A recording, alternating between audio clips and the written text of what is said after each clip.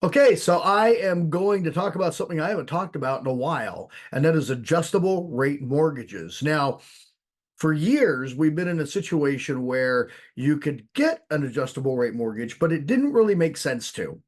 See, in a normal market, the adjustable rate mortgage should be substantially less than a comparable fixed rate mortgage. Now, when we're talking about adjustable rate mortgages, we're talking about loans that they don't adjust automatically. They typically adjust in a 3 year, a 5 year, a 7 year term. So at the end of 3 years, you get an adjustment, or at the end of 5 years, or the end of 7 years. So it's fixed for an extended period of time.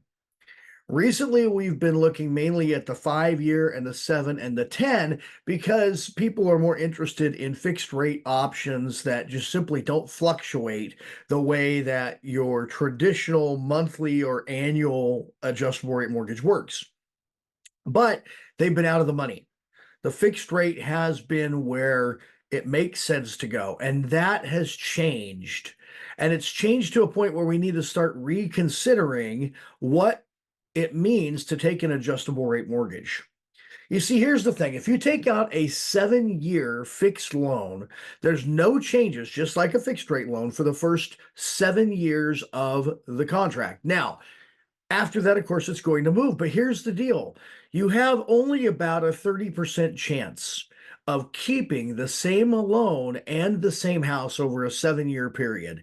Now, that's an extended period of time. Now that we're in a higher rate environment, it's very likely that we are going to see interest rates begin to drop. And so keeping that loan over an extended period of time becomes even less likely. So, given that there's a very high probability of refinancing or selling within the first 7 years, it makes sense to consider this as a loan option. So, I actually ran some numbers this morning that I wanted to show so that you could see what this would look like. Okay, so here's what's actually happening as we speak. The current 30-year fixed rate today on a 90% loan with a $400,000 loan amount and a 780 credit score is 6.624%. That's a payment of $2,561. Now, I'm not taking into account the mortgage insurance, the taxes, and the homeowner's insurance. But the principal and interest payment is $2,561 a month for this particular borrower on a $400,000 loan.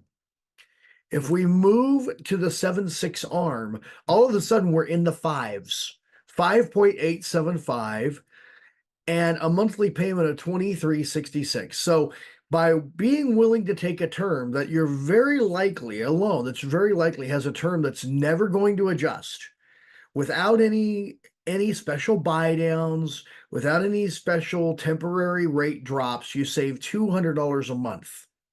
And you save it for the whole 7 years. So it's a little less than you might imagine, but 215,000 total spent over 7 years on the fixed versus only 198,757. Call it 100 and 215 and 199,000 if you want. But ultimately, your savings over a 7 year period for taking something that you might only have for 2 or 3 years is $16,365. Now, if we're right and rates begin to drop, it makes even more sense to consider taking the 7/6 adjustable rate mortgage and saving that money. So this is a great option. It makes perfect sense to do this. And I would encourage you to talk to your loan officer about it. If you have questions about what it looks like on your scenario, whether that be a purchase or a refinance, reach out to us and let's see if we can help you save some money.